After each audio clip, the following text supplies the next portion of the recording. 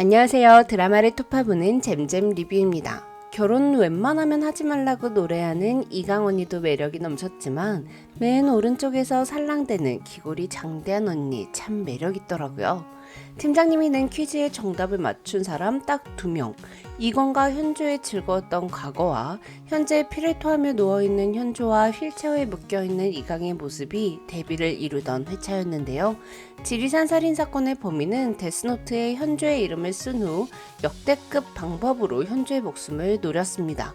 그냥 실족사에서 독버섯 야구르트, 그 다음엔 감자폭탄이더니 산불에까지 손을 댄 범인. 첫 번째 산불이 진압된 이후 소나무 군락지에서 난 불은 땅속에 숨어있는 불씨가 발화해서 난 불이 아닌 듯한데요. 범인은 현조를 그 창고에 가둬놓고 산불이 민가까지 내려온 것처럼 꾸며서 현조의 죽음이 어쩔 수 없던 사고사인 것처럼 조작하려는 듯 해보입니다. 그리고 불을 진압하려고 뛰어가던 이강이 실족하면서 발견한 백골사체는 도대체 누구일까요? 그럼 7회 리뷰 시작할게요. 이강의 부탁으로 무인 카메라를 설치하러 지리산으로 들어간 다원은 현조의 생령과 마주쳤습니다. 무전기에서 들리는 이강의 목소리에 무전기를 잡으려 했지만 잡히지 않아 땅만 내리치던 현조가 안간힘을 다해 서이강을 외치자 병원에 누워있는 현조가 피를 토하는 모습은 좀 처참해 보일 정도였는데요. 현조의 생령이 힘을 쓰게 되면 병원에 누워있는 현조가 각혈을 하고 그대로 사라졌다가 다음 사건이 터지기 전에 생령이 눈에 뜨는 것 같더라고요. 그래도 다원과 이강이 믿을 수 없는 현조의 생령을 납득해서 다행이었어요. 이강의 말대로 현조는 첫 등장부터 말이 안 되는 애였죠. 한편 2019년 겨울 설산에는 이강이 목이 크게 다친 채 먼저 쓰러져 있었습니다. 아마도 자연적인 실족은 아니고 범인에 의한 의도된 실족을 하게 된 것 같은데요. 응급처치 후 핸드폰 터지는 데까지만 갔다 온다던 현조는 누군가 돌로 머리를 내리쳐 눈밭에 쓰러져 있었죠. 이강은 구조됐고 현조도 호흡이 돌아와 몸은 분명히 병원으로 실려갔는데 영혼은 지리산에 남아버렸습니다. 지리산 결계에 갇혀 해동문서조차도 갈 수 없게 된 현조의 영혼. 무언가 잡으려 안간힘을 쓸 때마다 내부 출혈이 생기며 타격을 받았던 현조는 여러 번의 시도 끝에 풀이나 바위, 나무처럼 산에서 난 건 만질 수 있는 걸 알게 됐고 이강과 주고받던 표식을 생각해내게 됐습니다. 지리산에서 누군가 죽는 걸 막는다면 예전처럼 아무 일도 없었던 그때처럼 돌아갈 수도 있지 않을까라는 이강. 이 대사가 복선이라면 범인을 잡아 누군가 더 이상 죽지 않게 할 수 있다면 누워있는 현조가 정신을 차리고 다리를 쓰지 못하는 이강이 일어설 수 있게 된다는 뜻일까요? 그렇다면 이강의 하반신 마비가 나을 가능성이 있다는 뜻일 수도 있지만 이강이가 휠체어를 타고 있는 것 자체가 트릭일 수도 있죠. 2018년 겨울 지리산 살인사건의 범인의 데스노트에 강현조의 이름이 쓰여 있었으니 현조의 말을 믿기 시작한 이강도 2019년에는 범인의 데스노트에 이름이 적혀 있었을 가능성이 높습니다. 그래서 설산에서 이강이 먼저 공격을 받고 현조까지 당한 거겠죠. 이강이 몸을 성한 채로 지리산에 돌아온다면 다시 범인의 표적이 될 수 있으니까 일부러 다리를 못 써 지리산에 올라가지 못하는 것처럼 범인을 속이고 있을 수도 있다는 생각이 듭니다. 2019년 2월 지리산 한마음 축전, 큰 말똥가리랑 샛불 투구꽃, 광릉 요강꽃 이거 맞춘 현조와 이강 진짜 대단한 거 아니에요? 역시 지리산 레인저들은 지리산에 대해 모르는 게 없네요.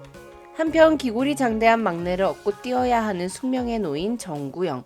만약 정구영이 양선 후배님을 얻고 뛰었으면 사랑의 힘으로 1등을 했을 텐데 키 169cm인 정구영이 187cm인 강현조를 얻고 뛰는 건 사랑의 힘이 있다 하더라도 극복하기 어려웠을 거예요. 업힌 게 아니라 거의 매달려서 질질 끌려가는 현조의 모습 너무 웃기더라고요. 그런데 네이버에 우리 오정세 배우 키 검색하면 174cm 나오는데 정구영은 169cm네요. 이거 오게티잖아요. 가점이 가장 높은 장기자랑에서 역전을 하기 위해 장기자랑에서 신앙송을 하려던 조대진을 말리고 아모르 파티를 열창한 해동비담 레인저들. 달리기 할 때 크게 넘어지는 바람에 발목이 삐끗했던 현조. 그런데 어떻게 춤을 추면 발목 인대가 나갈 수 있는 거죠? 산에서 날아다니는 거랑 춤신춘왕은 역시 다른 분야인가 봐요. 그런데 지리산 살인사건의 범인은 현조가 다리를 다쳐서 불을 끄는 직접적인 임무를 할 수 없다는 걸 잘 알고 있었습니다. 또한 현조의 집과 사무실을 뒤지면서 현조에 대해 알아내고 있었는데요. 레인저들의 숙소와 해동분소 사무실을 들어갈 수 있다는 것에서 범인은 지리산 국립공원 내부 사람이라는 게 확실해졌죠. 김솔, 처음부터 수상하긴 했지만 딱히 그 증거가 보이진 않더라고요. 제가 계속 범인은 최소 3명 이상일 것 같다고 말씀드렸는데요. 그런데 만약 지리산 국립공원 직원 중에 하나가 범인 중에 한 명이라고 한다면 산불이 났을 때 진압을 하러 가지 않아도 돼서 동선이 자유로울 수 있는 인물인 김솔이 굉장히 유력한 범인 후보가 될 수 있을 것 같습니다. 한편 현조는 산불이 나는 환영을 받습니다. 이 환영은 현조의 목숨이 위험한 걸 알리는 거였는데요. 뱀잡던 아줌마 진짜 압류발 캐릭터 아닌가요? 먹고 살아야 한다는 핑계를 대면서 하지 말라는 걸 이렇게 하면 어떡해요. 산에서 왜 불을 쓰긴 왜 쓰냐고요. 백토콜 구역 근처에서 난 산불을 진화하는 장면, 전 좀 놀랐습니다. 특히 헬리콥터에서 물을 뿌릴 때 그 밑에 있던 레인저들이 다 그 물을 맞아야 한다는 건 생각지도 못했거든요. 이후 산불 통제의 현수막을 받으러 간 현조는 환영 속에서 본 현수막의 글씨색은 초록색인 반면에 새 현수막 색깔은 빨간색이라는 걸 알아냈죠. 그리고 약초꾼들이 폐기된 현수막을 가져간다는 정보를 따라 현수막을 확인하러 약초 창고에 갔다가 아이들과 함께 갇혀 버렸는데요. 때마침 아직 진화되지 못했던 땅속에 숨어있는 작은 불씨가 큰 화재로 번지게 되었습니다. 하필 소나무 군락지에서 난 화재는 소나무의 송진에 힘입어 나무 전체를 태우고 있었어요. 거기다가 밤에는 산 정상에서 아래로 산풍이 불어서 민가까지 불이 번질 수도 있게 된 상황. 한편 현조가 갇혀있는 창고 뒤에서 불을 붙이는 사람. 이 장면을 보니 딱 소나무 군락지에서 난 화재가 자연적인 게 아니라 방화였다는 게 느껴지더라고요. 지리산 살인사건의 범인들은 항상 살인을 사고사로 위장시키는 방법을 택했었으니까요. 현조를 그 창고에 가둬놓고 산불이 민가까지 내려온 것처럼 꾸며서 현조의 죽음이 어쩔 수 없던 사고사인 것처럼 꾸미려는 범인의 계획이겠죠. 한편 불길을 피해 뛰어가던 이강은 굴러 떨어지게 되는데요. 그곳에서 발견된 백골 사체. 이강이 실족한 곳에 딱 있는 것으로 보아 이 백골 사체의 주인도 실족으로 죽음에 이른 것 같습니다. 지리산 살인사건 범인들의 데스노트에는 현조를 제외하고 총 6명이 적혀 있었습니다.